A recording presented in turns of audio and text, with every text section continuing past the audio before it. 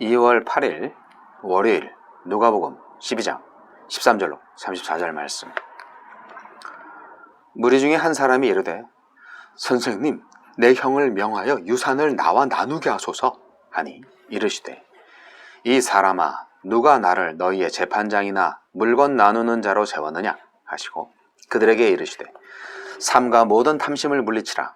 사람의 생명이 그 소유에 넉넉한 데에 있지 아니하니라 하시고 또 비유로 그들에게 말하여 이르시되 한 부자가 그 밭에 소출이 풍성하매 심중에 생각하여 이르되 내가 곡식 쌓아둘 곳이 없으니 어찌할까 하고 또 이르되 내가 이렇게 하리라.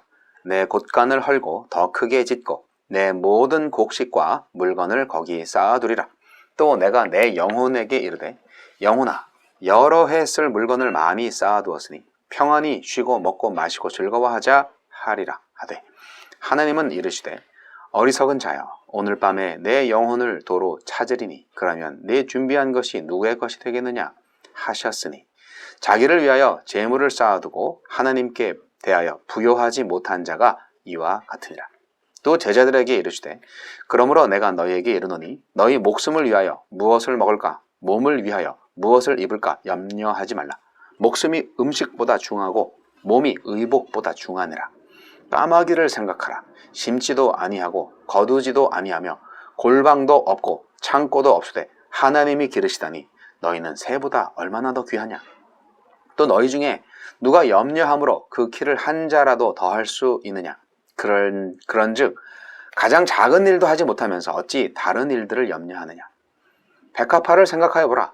실도 만들지 않고 짜지도 아니하느니라. 그러나 내가 너희에게 말하노니 솔로몬의 모든 영광으로도 입은 것이 이 꽃 하나만큼 훌륭하지 못하였느니라.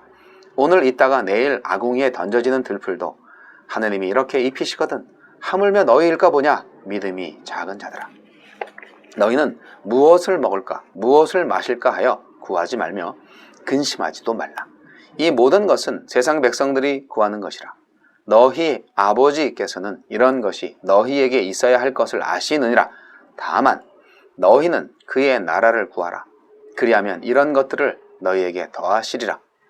적은 무리여, 무서워 말라. 너희 아버지께서 그 나라를 너희에게 주시기를 기뻐하시느니라.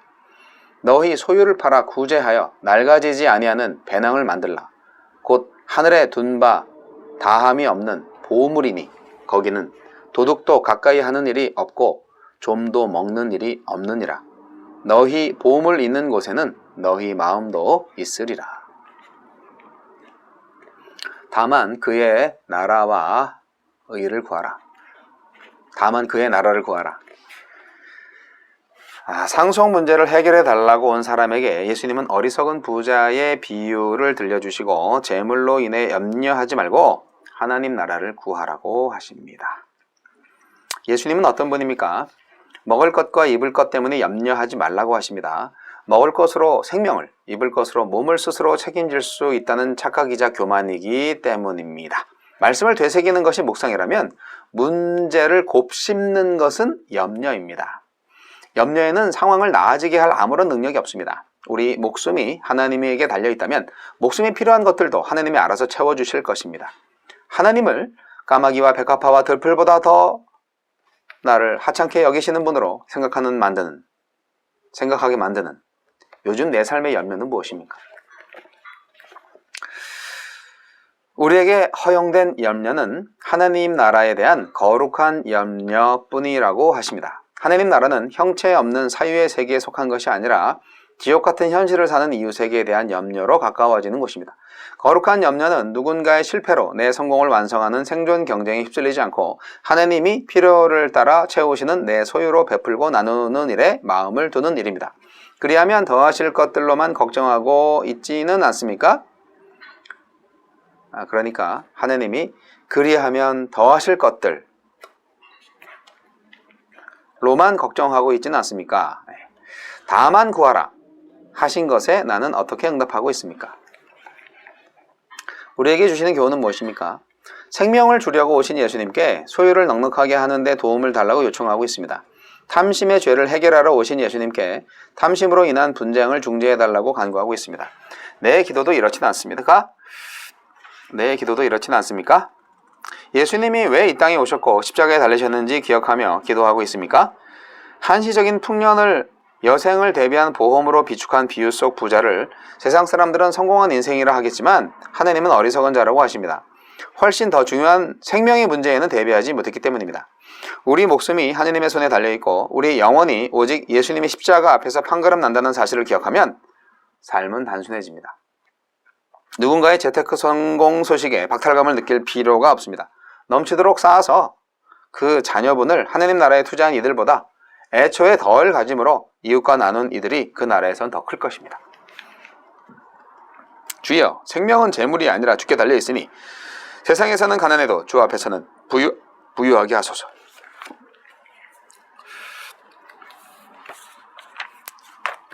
아주 유명한 말씀이라 이 본문으로 설교를 무진장 많이 들어보셨을 겁니다.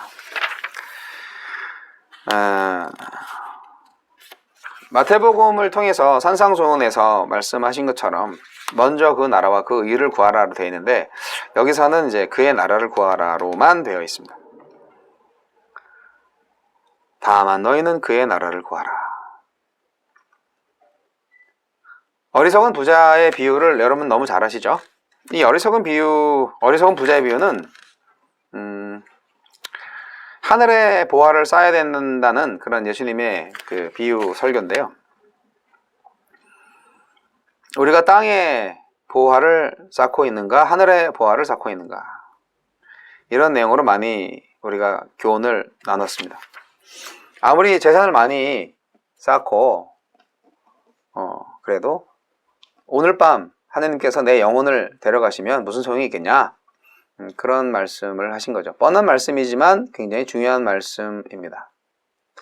이 어리석은 부자는 굉장히 머리가 좋은 사람이고요, 사업 능력이 좋은 사람이에요. 왜냐하면 미래를 준비하잖아요.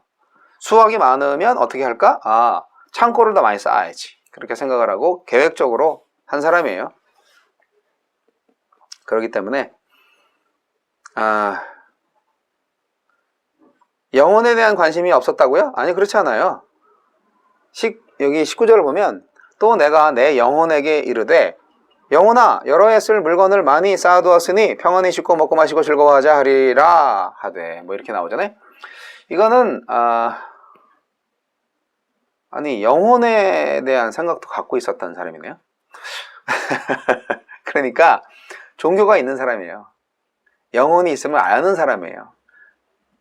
그럼에도 불구하고 그 영혼을 배불리기 위해서 땅의 보화를 모았다는 얘기죠.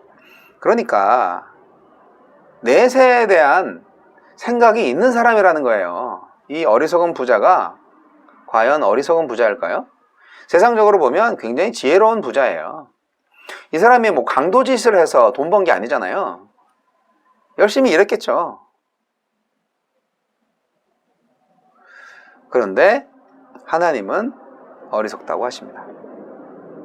그러니까 열심히 성실하게 일을 해서 돈을 벌고 또 영혼에 대한 관심이 있고 그것을 인정하는 사람일지라도 하나님의 나라를 구하지 않으면 어리석은 사람이다, 그 얘기입니다.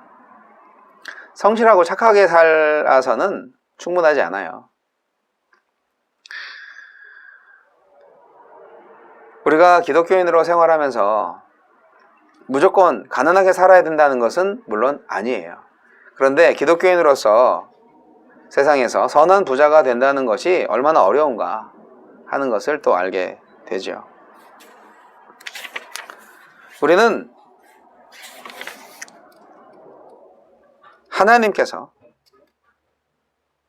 천국에 은행 계좌를 만들고 그 은행 계좌를 잘 채우기를 바라시는 예수님의 음성에 귀 기울여야 합니다.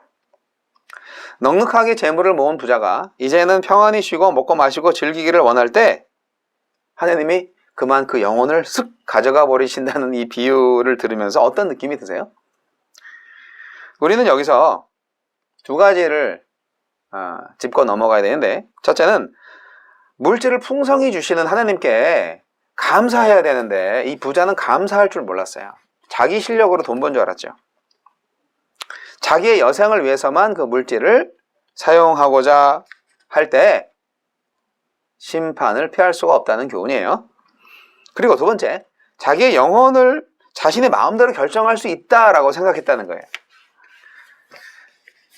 자기의 영혼을 자기가 평안하게 할 수 있다고 생각한 거예요. 네, 이것은 하나님의 주권에 대한 도전이고 침해입니다. 영혼에 대한 권리가 이 사람한테 있지 않아요. 하나님한테 있어요. 물론 육체도 마찬가지인데 잠시 육체를 하나님께서 우리한테 맡겨주신 거죠. 결국 이 세상의 권세자들은 하나님 앞에서는 아무것도 아니에요. 근데 우리가 이 세상 권력자들을 참 두려워하고 무서워하죠. 하지만 결국 하나님께서 종말론적으로 완벽한 심판이 올 때는 꼼짝 못하는 겁니다. 그래서 오늘날 부자들에게 책임이 있는 거예요. 가난한 사람들을 도와줘라 하는 거예요.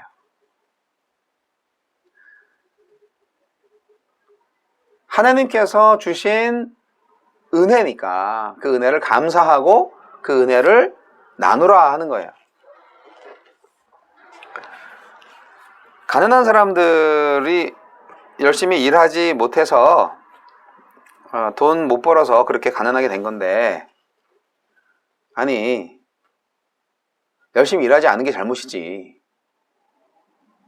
왜 그들을 도와줘야 됩니까? 글쎄요, 잘 모르겠어요, 저도. 그러나 하나님은 그들을 돕는 것이 하나님의 나라를 만들어가는 것이라고 말씀하십니다.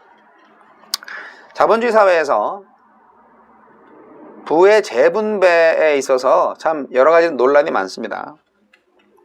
하지만 정말 진정한 하나님의 경제 법칙이 어떤 건지 우리가 알 수가 없죠. 여하튼 중요한 것은 재물 모으는 것을 반대하는 건 아니에요. 재물 모아야죠. 선한 일에 잘 쓸 수 있도록 준비하셔야 됩니다. 그러나 재물보다 생명을 더 소중하게 생각을 하라는 하나님의 말씀에 귀를 기울이기 바랍니다. 그리고 우리가 아무리 가난하게 살아도 우리 목숨 하나님 것이고요, 우리가 굶어 죽지 않을 거예요. 하나님께서 우리를 굶어 죽이시지 않을 겁니다. 우리는 하나님의 나라를 구해야 합니다. 나보다 하나님을, 내 목숨보다 하나님 나라를 우선시해야 합니다. 하나님께서 모든 것을 채워주실 겁니다. 안 주셨으면 안 주시는 대로 그냥 버티세요. 그것이 하나님께 영광이 됩니다. 먹고 마시고 입을 것을 책임져 주시지 않는다면 우리를 구원의 백성으로 부르신 하나님으로서 자존심 상하시겠죠. 물론 목적이 있어요. 이런 고난을 주시는 이유가. 그러나 궁극적으로 우리에게 모든 것을 챙겨주실 그분을 생각하면서 오늘을 버티시기 바랍니다.